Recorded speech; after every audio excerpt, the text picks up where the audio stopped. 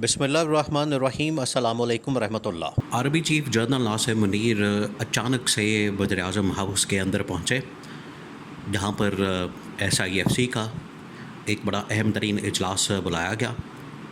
SIFC जो कि special investment facilitation council है, जो कि असल में ये इस्टेब्लिशमेंट की जानिब से बनाई गई थी, क्योंकि बहुत ज़्यादा प्रेशर आ गया था इंटरनेशनल पाकिस्तान के अंदर। इन्वेस्टमेंट अगर चाहिए पाकिस्तान के अंदर, आपने अगर सरमायाकारी लेनी है तो एक वन विंडो ऑपरेशन बना दिया जाए। वन विंडो ऑपरेशन के थ्रू जो है वो मामलात आगे बढ़ें। यहाँ पर ये जो किक बैक्स कमीशन मांगने वाले, यहाँ पर मुख्तलिफ, आपको पता है कि यहाँ पर फ़ाइलों को पहिए लगते हैं। तो फ़ाइलों को जब पहिए लगते हैं, वो लगाने का मकसद क्या होता है कि पैसे लगाए जाएँ और फ़ाइलें फिर चलती हैं।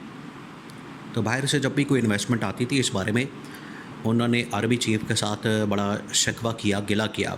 इमरान खान ने यही वो बेहतरी, एक इम्प्रूवमेंट की थी पाकिस्तान के इकोनॉमिक सिस्टम के अंदर, कि जब तक हमने ये चीज़ें जो है वो बेहतर ना की, अपने सिस्टम को बेहतर ना किया, गवर्नेंस सिस्टम को बेहतर ना किया, अपने मामलात को बेहतर ना किया, उतनी देर तक यहाँ पर इन्वेस्टमेंट नहीं आ सकती। ये इमरान खान ने बता दिया था, और इमरान खान ने उसके मुताबिक ही ये इन्वेस्टमेंट का पूरा एक प्लान बना के और एक पूरा विज़न दिया था, जिसको बाद में जनरल बाजवा ने उसको बाजवा डॉक्ट्राइन का नाम दिया। तो अब जनरल आसिम ने भी उसी तरह का एक इनिशिएटिव लिया, क्योंकि उनको पता था कि शहबाज शरीफ तो ये काम कर नहीं सकता, क्योंकि इल्ज़ाम तो उन्हीं के ऊपर ही लगता है। इल्ज़ाम किसके ऊपर लगता है? यहाँ पर जब कोई लूटमार करता है, किक बैक्स लेता है, कमीशन लेता है, तो इल्ज़ाम किसके ऊपर लगता है? ये इनके ऊपर लगता है। अब बहरहाल ये इनको कह दिया गया है, इनको बता दिया गया है कि अब ये जो SIFC है, इसका मामला ये है कि पिछले 1-1.5 साल से कुछ नहीं आ सका, जो कि सरासर इस हुकूमत की नाकामी का मुँह बोलता सबूत है। और शहबाज शरीफ को घर जाने का कह दिया गया है। इंतहाई अहम तरीन मामला है, इसको आपने समझना। देखिए, जो army chief general Nasir Munir है, आपको पता है कि पिछले, बल्कि जब से उन्होंने चार्ज संभाला, अब तकरीबन उन्हें 1.5-2 साल हो चुके हैं।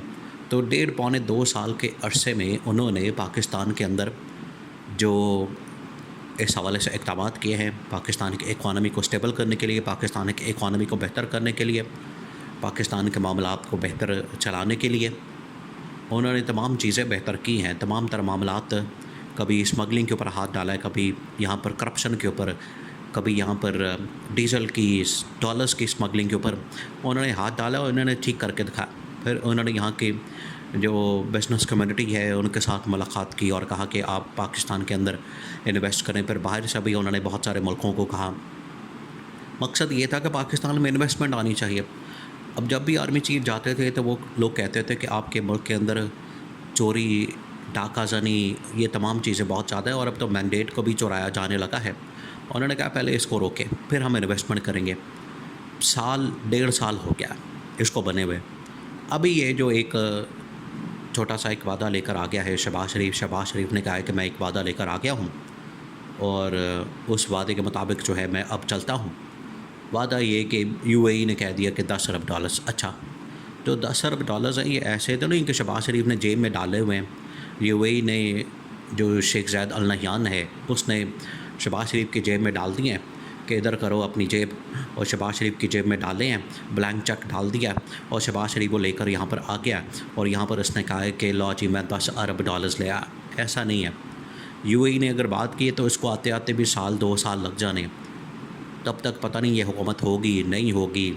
ये हुकूमत तो 2 महीने चलती नज़र नहीं आती, तो 1-2 साल तो दूर की बात है। 1-2 साल किसने देखा है? तो जनरल आसिम मुनीर जब वहाँ पर पहुँचे हैं, तो वहाँ पर प्राइम मिनिस्टर हाउस में, वज़ीर आज़म हाउस में, जहाँ पर ये एक पूरी मीटिंग कॉल की गई, पूरी मीटिंग बुलाई गई, उसमें ये सारा फिर एजेंडा था। उसके अंदर एजेंडा यही था कि सबसे पहले तो शहबाज शरीफ ने इस मीटिंग को ख़राब करने की कोशिश की, वो इस तरह से कि अब इसके अंदर तमाम वज़राए आला जो हैं वो आते हैं, जिसके अंदर पंजाब की वज़ीर आला, सिंध के वज़ीर आला, बलूचिस्तान के वज़ीर आला, अब ये सारे तो आ गए। तो इन्होंने जो खैबर पख्तूनख्वा है उसके वज़ीर आला को नहीं बुलाया शहबाज शरीफ ने। जिम्मेदारी तो उनकी थी, क्योंकि प्राइम मिनिस्टर हाउस के अंदर हो रहा है, तो प्राइम मिनिस्टर हाउस होस्ट कर रहा है, मेज़बान है।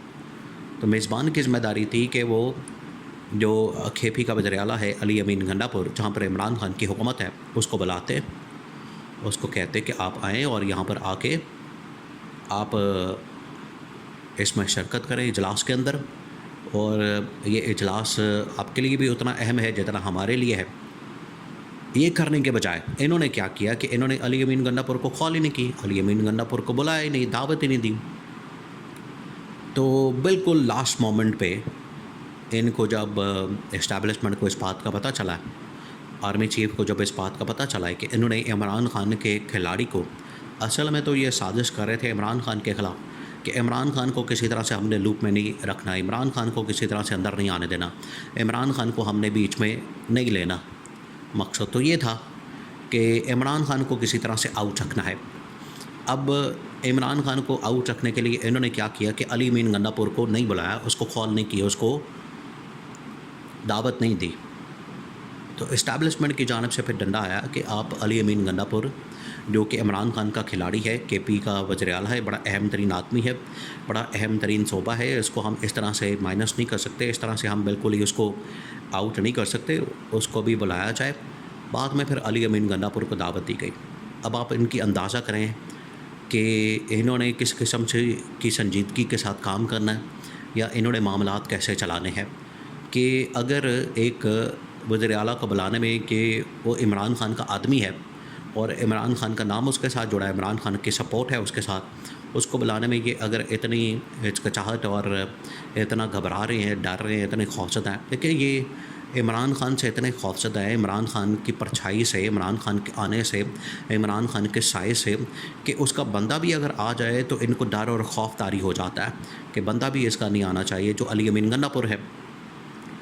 तो इस कदर ये डरे हुए और खौफज़दा लोग हैं। अब अली अमीन गंडापुर जैसे ही वहाँ पर पहुँचा, तो अली अमीन गंडापुर ने फिर आर्मी चीफ़ के साथ मुलाकात की है और आर्मी चीफ़ के सामने ये सारा मामला रखा है कि इन्होंने इस तरह से किया है। बहरहाल उसके बाद आर्मी चीफ़ ने शहबाज शरीफ को बता दिया है कि अब ये जो तुम आके यहाँ पर ड्रामे कर रहे हो कि मैं बहुत बड़ी कोई इन्वेस्टमेंट ले आया हूँ, इन्वेस्टमेंट दिखाओ, पल्ले है नहीं तुम्हारे कुछ, और कह रहे हो कि तुम इन्वेस्टमेंट ले आए हो। और अब ये आखिरी मीटिंग है, आखिरी मैसेज कन्वे कर दिया गया इस हुकूमत को कि अगर तुम लोगों ने इस तरह से हुकूमत चलानी है तो फिर इस तरह से हुकूमत नहीं चलेगी। अब आपको घर भेजना पड़ेगा, आपकी छुट्टी करानी पड़ेगी, और एक मुंतखब हुकूमत, जो आवाम की मैंडेट वाली हुकूमत, मुंतखब हुकूमत, उसको लाना पड़ेगा और वही आके मामलात को चलाए। और ये army chief general Asim Munir का अटल फैसला है।